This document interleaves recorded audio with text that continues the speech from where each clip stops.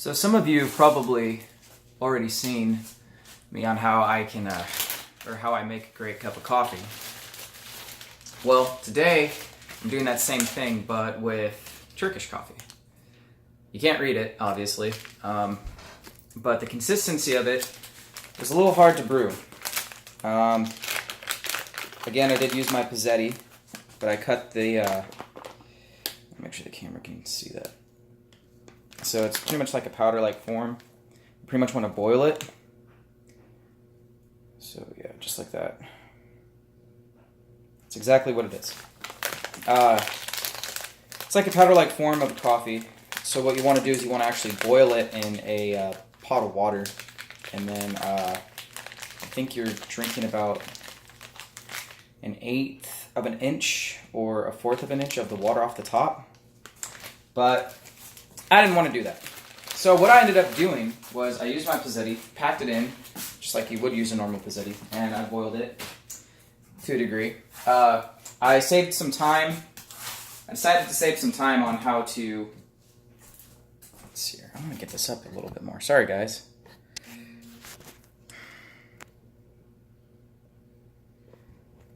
There we go. Let's try that. So I wanted to save some time on how to get it brewed up, which I'm glad I did because it kind of made a bit of a mess. So anyway, I got the pizzetti. It's still pretty hot here. So, you know, filling it up in the filter here, put the water down here, it bowls at the top from up here. But I do this. This is usually what I do for my routine of making coffee now. And I add in just a little bit of butter. This is grass-fed butter. In my other video that I did on this, on how I make my brews of coffee, I use Amish butter, and I buy it for like $5.99 at a store called Rosar's. I don't know if any of you guys live in an area where you guys have a Rosar's, but in my area it's a pretty good buy. So that's where I go and buy my butter at. So I just plop this in here. That might be a little over a tablespoon, but the cup of coffee that I'm going to put in there is way less than 8 ounces. It's about maybe like 6.5 ounces or so. The port down at the bottom here doesn't really hold. At the bottom here doesn't really hold a lot of water. So, and as you can tell, it kind of splattered everywhere, which I was kind of surprised about. But anyway, so you just pour it in like so. Almost spilled it. Wanted to make sure you guys got that. No, and that's the one thing I'm concerned about. So I try to pour it at an angle, that way I can save the luscious nectar. Bring that for you guys. Pour it in like so.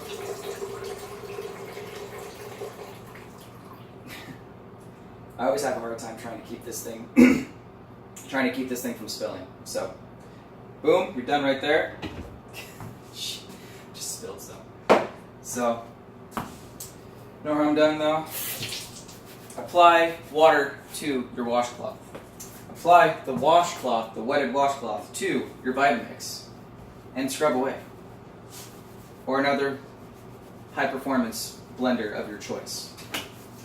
I recommend a Vitamix, and I made that recommendation a couple times in my other videos. So I do that. Then we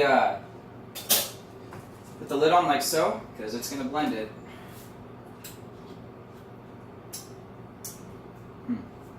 Alright, and I actually got this coffee from a coworker, so I wanted to say this. I got this coffee from a coworker. He said that it's based off of the Greek coffee. I've never heard of it. If you guys have, leave a comment down below and let me know what you guys have tried. If you guys have tried Greek coffee. I guess this is Turkish coffee, but it came from the same company that makes Greek coffee specifically. So, and this is just off the top of my head about what he was explaining to me. And like I said, you have to boil it and do all this, but it has a very bitter taste, I guess. And so there's really no kind of flavor or roast with it. So we'll see how this tastes. So, just like in my last video, I'm going to turn this thing on like I usually do. Consistency, I want it to start looking like that, lighter brown color, but for me to make sure I get a good mixture in, this is what I do.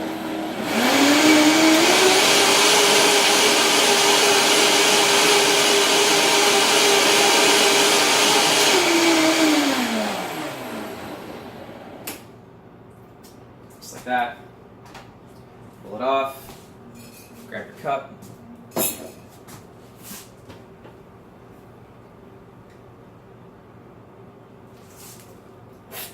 Careful with the cap.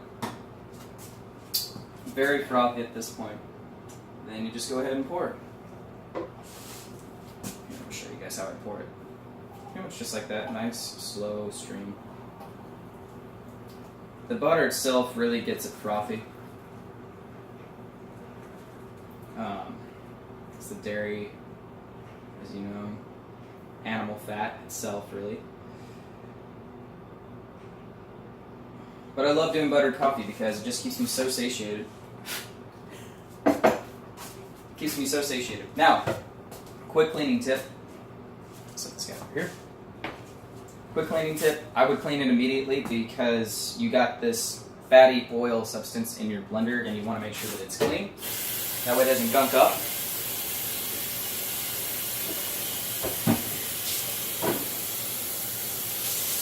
About that much water.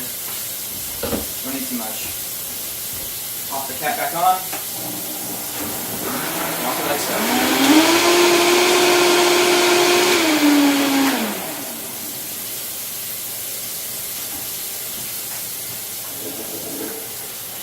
Empty it. Rinse it out.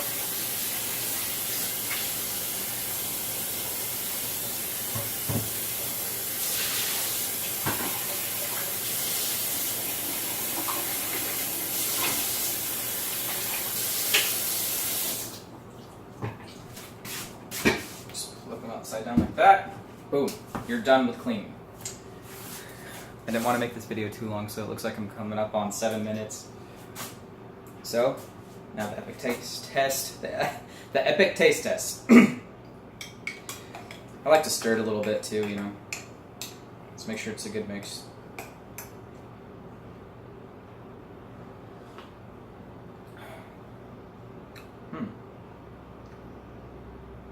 It's actually not too bad.